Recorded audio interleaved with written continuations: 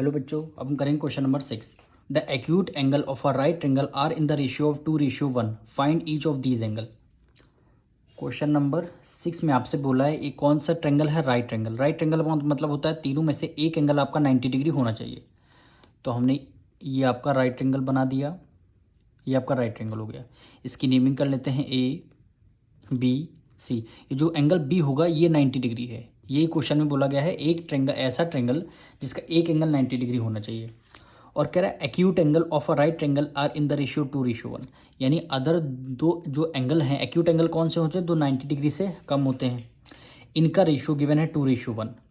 तो हम क्या करेंगे, एक का रेशियो हम 2 यानी 2x हो जाएगा, और दूसरे का रेशियो आपका 1 है। 1 का मतलब है केवल x।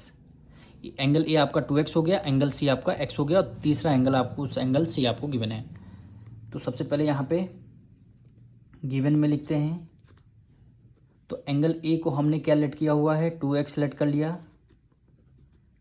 एंगल बी आपको कितना गिवन है, 90 डिग्री गिवन है। और एंगल सी हमने कितना लेट किया, x लेट कर लिया है। ठीक है, अब तीनों एंगलों का सम कितना होता है, 180 डिग्री।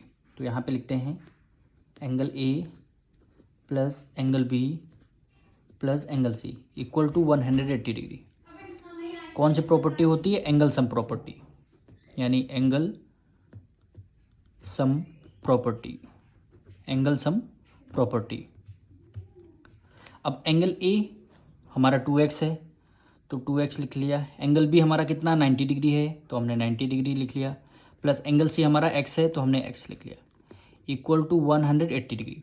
ये देखिए x है, यहाँ भी x, वेरिएबल सेम है तो ऐड कर लेंगे 2 प्लस यहाँ पे कुछ नहीं, इसका मतलब 1, 2 में 1 ऐड कर लिया, 3x हो जाएगा, इक्वल टू 180 डिग्री। 90 इधर प्लस में, उधर किस में आ जाएगा, माइनस में आ जाएगा। यानी यहाँ पे 3x बचेगा। 180 में से 90 माइनस करेंगे, क्या बचेगा, 90 बचेगा। तो x की वैल्यू क्या आ जाएगी, 90 डिवाइडेड बाय 3 हो जाएगा, यानी 3 3 = 9। x की वैल्यू कितनी, 30 डिग्री आ गई। x की वैल्यू 30 डिग्री आ गई। अब हम देखिए एंगल ए यहाँ पे निकालेंगे।